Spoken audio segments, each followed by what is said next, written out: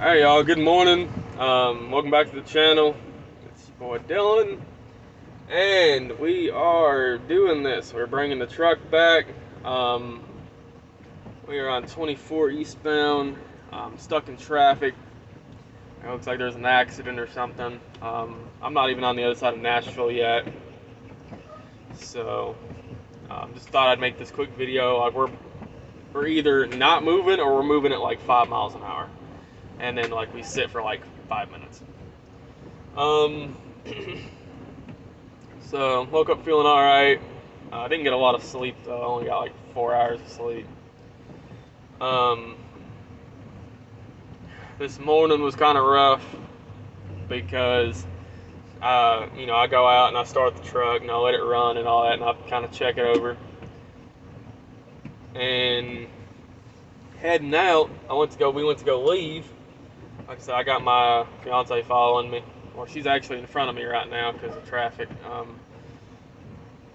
But she's, coming with me here, and so she can bring me back. We went to leave, and my brakes were locked up, and I ran out to my garage, grabbed my hammer, tapped on it. I usually keep a bag of tools, but where I cleaned the truck out, I didn't have them with me. So I did that. Got one side freed up, but I had one on the passenger side that wouldn't free up. And I tried everything. I tried dragging it for a second, and jerking it back and forth, just to try to free it up. I tapped on it, beat on it, everything. I think something happened where it just kind of went out. Maybe that brake chamber just kind of got wore out. And so I was lucky enough, I had to cage that brake. I was lucky enough that I had the tool, because there's a special screw that kind of goes in there, where you can cage it. I believe you can also just put a normal bolt in there. From what I thought, or at least the older ones you could. But we're moving real slowly, but it's just kind of bumpy. Dude, it's just an FRS. Don't flatter yourself, buddy. Alright, anyways. Some dude's revving his car up. So anyways, I'm sorry, like I was saying. So I was lucky enough I had the actual bolt to properly cage it. So I ran and got some wrenches and I caged that brake and got rolling down the road. But, I spent like 40 minutes screwing with that. And that really put me in a bind because I needed to leave by like 5. I didn't leave until almost 6. And like I said, I'm barely on the other side of Nashville. This is only a problem because I've got an interview at 1 p.m. for a shuttle position, to shuttle trailers back and forth, for the same company my dad works for. And he's a forklift driver. He also does their box truck back and forth to like from the warehouse and whatnot. Anywho, so yeah, that's kind of how things are going. I still have not heard from US Xpress. We got moving. I'm sorry I had to pause that. We got moving a little bit, and I just wanted to put my phone down. We're kind of back sitting again. So or rolling really slowly. So I still have not heard from US Xpress. I sent in a message through the app, and I sent an email. And I know they're in the office. They're an hour ahead, so we're at 7 a.m. right now. It's 6:55. It's almost 8 a.m. there. So I know they're there. I also tried calling last night. I couldn't get a hold of anybody calling. When I got fuel, I had to use my own money to put fuel in. And of course, the truck stopped. They said they couldn't put in the information because they needed my trip number and all that. I had to go to a normal fuel pump and put fuel in to make sure I had enough fuel to make it to Tunnel Hill.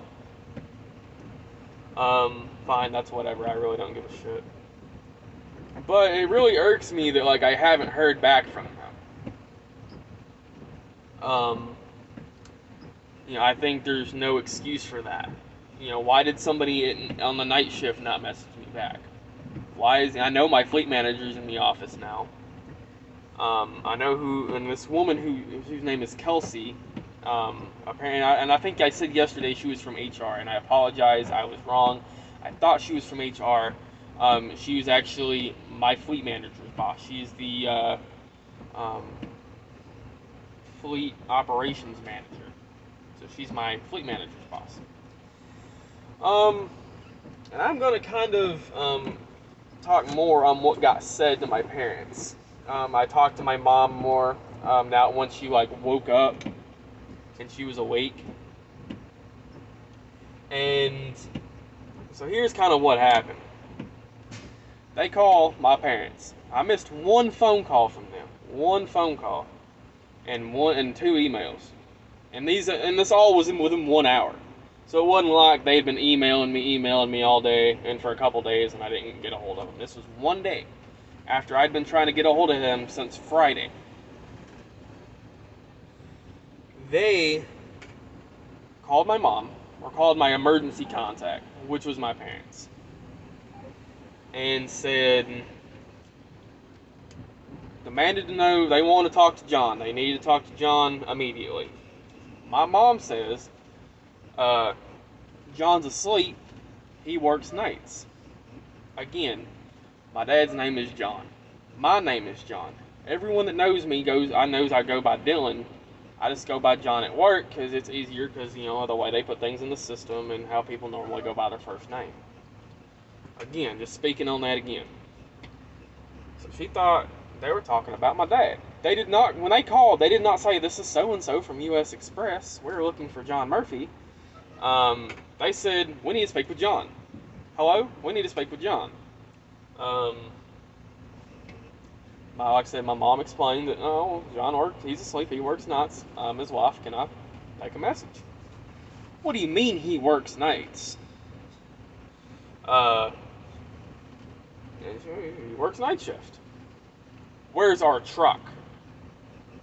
Why hasn't he communicated with us that he had another job?